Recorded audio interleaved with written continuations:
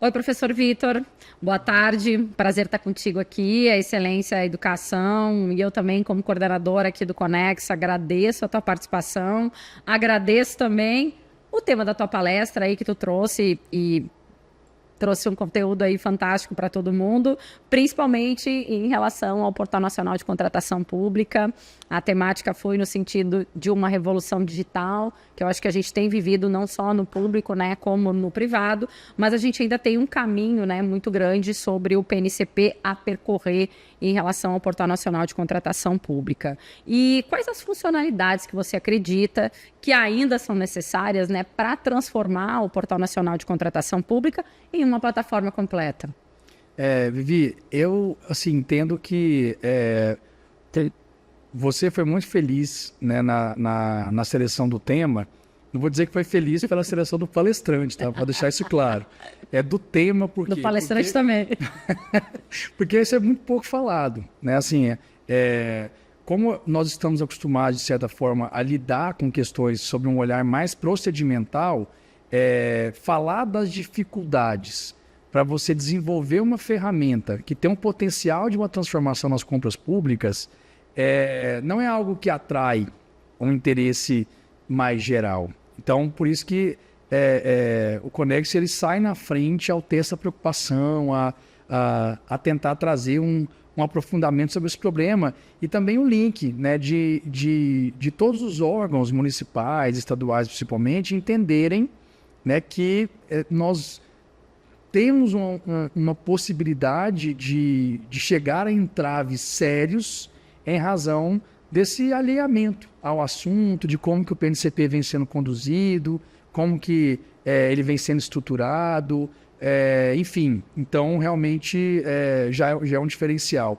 E eu costumo dizer que essa abordagem ela é importante de ser feita em dois níveis, né? Um primeiro nível, que seria um nível mais básico, que é entender a revolução, de certa forma, que o PNCP já promove, tão apenas por ser um portal único, centralizado e que vai obrigar estados, municípios e os órgãos federais a publicarem nesse portal. E como você tem o PNCP enquanto vitrine de atos com essa centralidade, isso já promove, ao meu ver, um impacto muito relevante, porque a gente sai de uma lógica que hoje é uma lógica essencialmente de transparência passiva, e claro, com todos os louvores à lei de acesso à informação, que talvez sem ela a gente não conseguisse vislumbrar sequer a possibilidade do PNCP, mas o fato é que nós temos ainda uma cultura de transparência passiva, né? Nós, em matéria de licitações de contratos especificamente, nos limitamos ou nos limitávamos a publicar no portal de transparência de cada órgão aquilo que era minimamente obrigatório. Edital, termo de referência, minuta do contrato, o máximo de informação que a gente tinha, né? Basicamente. E aí, e muitas vezes a gente sabe que o problema de uma compra ter sido mal sucedida era uma deficiência na modelagem da licitação, na modelagem do contrato, quais foram os fundamentos que levaram, por exemplo, a indicar aquela solução, se foi parcelado, se não foi parcelado, se discutiu questão de dependência tecnológica, de direcionamento, enfim. Então, são questões que eram para ser tratadas numa fase preparatória e como isso não recebe uma divulgação ativa, ficava muitas vezes ali na penumbra e a gente sabe que muitas vezes, ainda que em teoria, né, todos têm acesso a processos públicos, né, esse acesso não é tão fácil assim, né? Na prática a gente sabe, né, toda a dificuldade, muitas vezes até entraves de ordem operacional e técnica que são primários.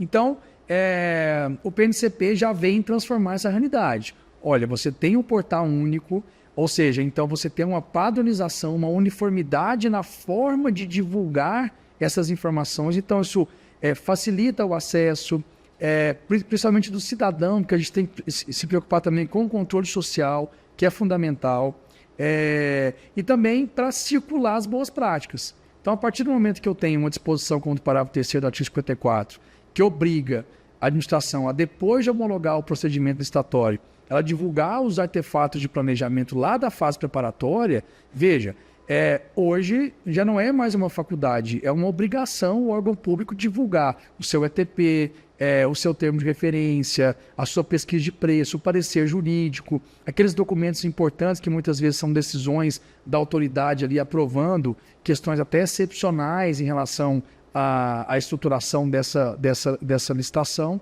Então isso por si só já tem um impacto assim, muito relevante, né?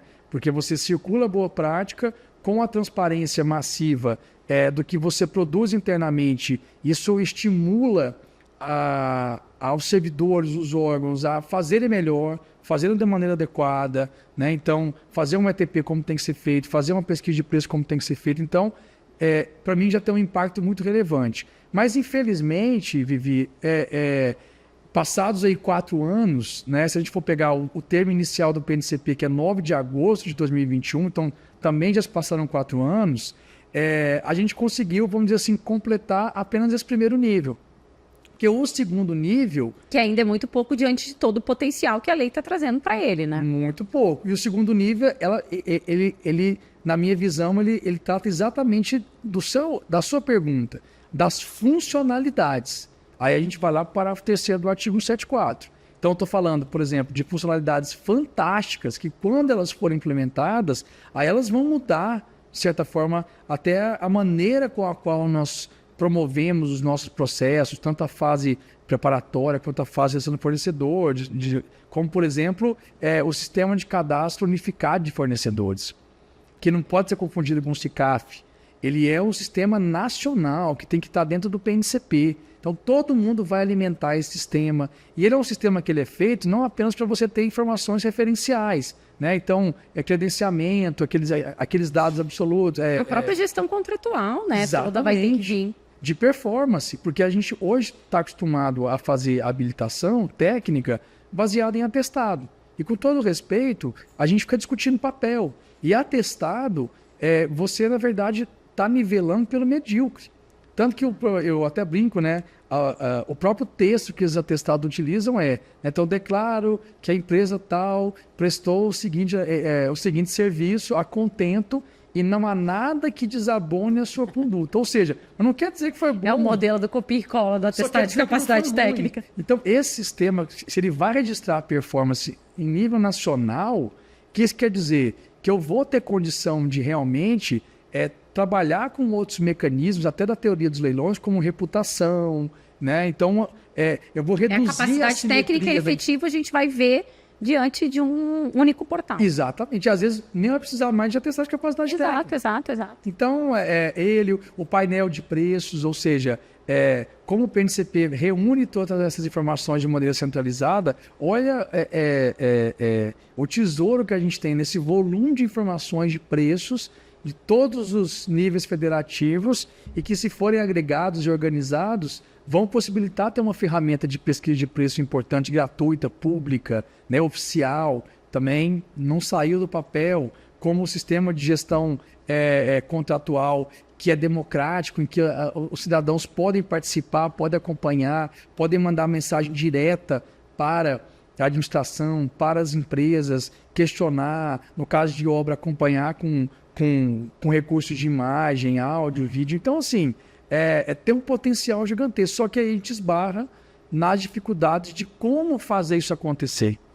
As dificuldades, eu acho que elas moram muito na questão que a gente tem percebido, principalmente quando tu fala sobre o registro cadastral, acho que vem da dificuldade ainda de não se ter uma regulamentação, que muito provavelmente se vem da dificuldade de regulamentar.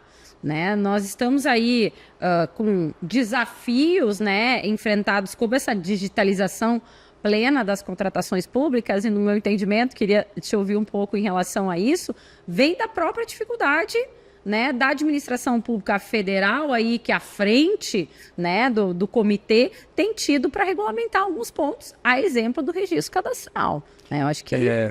Eu acho que o registro cadastral, Vivi, até agradeço pela oportunidade da gente estar falando isso, ele é um caso muito emblemático, porque quando o Tribunal de Contas da União, e aí eu acho que é um papel importante do TCU, ele começou a acompanhar, existe um processo, né, que hoje ele está em monitoramento, que é relatado pelo ministro Jorge Oliveira, quando ele começou a acompanhar a implementação e a evolução do PNCP, então ele, é até interessante, né?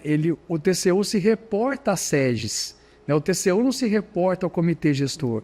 Então, depois de uma certa luta do comitê gestor, quase que a gente falando, TCU, fala com a gente, né? Ou seja, nós somos os gestores do PNCP, sim, né? Só que assim, o comitê gestor não tem estrutura, então, até questão assim óbvia, ou seja, para onde que eu mando, né, o ofício, qual é o e-mail? Né? Qual é o e-mail do comitê? Tem. Aí você manda para a SES, até porque o secretário de gestão, né, hoje o Roberto Poggio, ele é o presidente também, né, do comitê gestor. Então, realmente, ainda é uma certa confusão de estrutura. Mas aí, o que era interessante? Quando o TCU identificou, falou, olha, e esse sistema de cadastro unificado de fornecedores? Como é que ele está no planejamento de evolução? E aí a SERS, à época, respondeu, olha, nós entendemos que é um hiato normativo, ou seja, como ele é um sistema nacional, e aí eu vou entrar realmente nos detalhes, nas minúcias de como que estados, municípios vão operacionalizar isso. E aí é interessante que nessa resposta a SEGES, e a SEGES assumiu a resposta sozinha, isso em 2021, ela colocou que ela não entendia ser auto-evidente a competência do chefe do Poder Executivo em regulamentar. E que se fosse assim, teria que ter uma alteração legislativa na 14133 para prever expressamente no artigo 87 que aquela regulamentação seria mediante um ato do Poder Executivo Federal ou do Presidente da República, né? Como tem, por exemplo, em relação à atualização de preços e tal. E aí o TCU, ok, acho que é isso mesmo, e aí o que a gente faz? Aí recomendou ao Congresso para que o Congresso promova essa alteração. Aí tem 2 ou 3 projetos de lei hoje já em curso na Câmara dos Deputados e alguns já no Senado, promovendo essa alteração. Mas, na tua opinião, o que tu acha que isso vai terminar como? Bom, eu acho... Competência para os entes? Cada um? Não, assim, aí, nesse aspecto, mesmo tendo uma visão muito federalista, e eu sempre deixo isso muito claro, aí eu acho que você tem que ter um cerne em relação a essa normatização. Mas o que eu venho defendendo? Que, na verdade, se são aspectos relacionados a questões que devem estar no PNCP, quem faz a gestão do PNCP é o comitê gestor. Então, eu particularmente defendo, né, que essa regulamentação venha do próprio comitê gestor da Rede Nacional de Contratações Públicas. Por quê?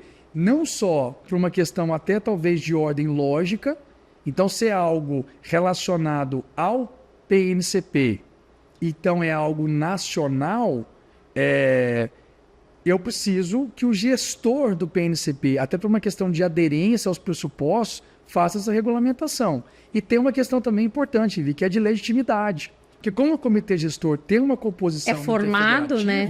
Então você assegura vez e voz de estados e municípios na construção desse normativo. Então é quase que uma lógica de legitimação pelo procedimento e pelo órgão que está editando aquela legislação. Então, inclusive, nós já estamos fazendo algumas articulações, inclusive com o próprio Tribunal de Contas da União.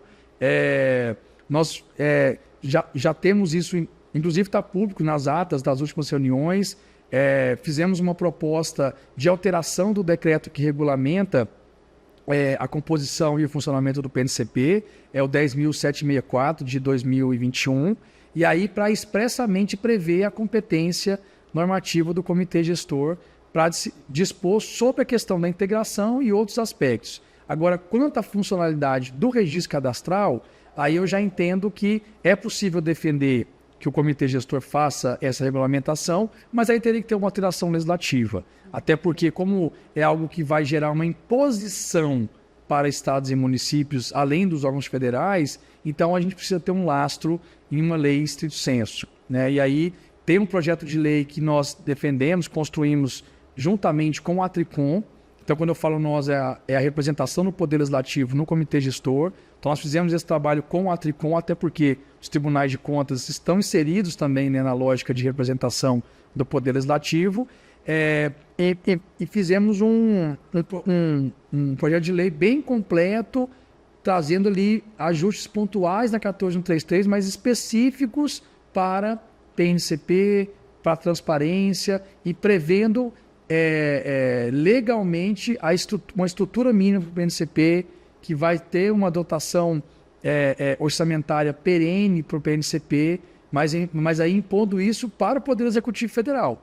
Porque se alguém tem que manter, a gente não tem um orçamento nacional, a gente tem um orçamento da União de Estados e Municípios. E não faz sentido nesse ponto a gente dividir essa conta com o Estado e município, que a União tem recurso. E a gente está falando que o custeio, por exemplo, do PNCP hoje está numa ordem aí de 35 milhões ano, que convenhamos, no orçamento federal. Não, muito tranquilo. Bom, professor Vitor, um prazer sempre falar contigo. Agradeço aí estar conversando com a gente. Agradeço a tua participação no Conex. Muito obrigada. Eu te agradeço pela oportunidade e pela recepção tão calorosa sempre, né? E eu brinco na minha casa, porque eu sou goiano, sou de Goiânia, mas eu sou tão bem recebido aqui que isso me traz ainda mais orgulho, né? De falar que eu sou goiano e de estar junto com a Excelência, que é uma empresa goiana, mas que está fazendo um trabalho extraordinário. Ainda mais contando com a nossa coordenadora, Vivi Mafsone. Bacana, obrigadão.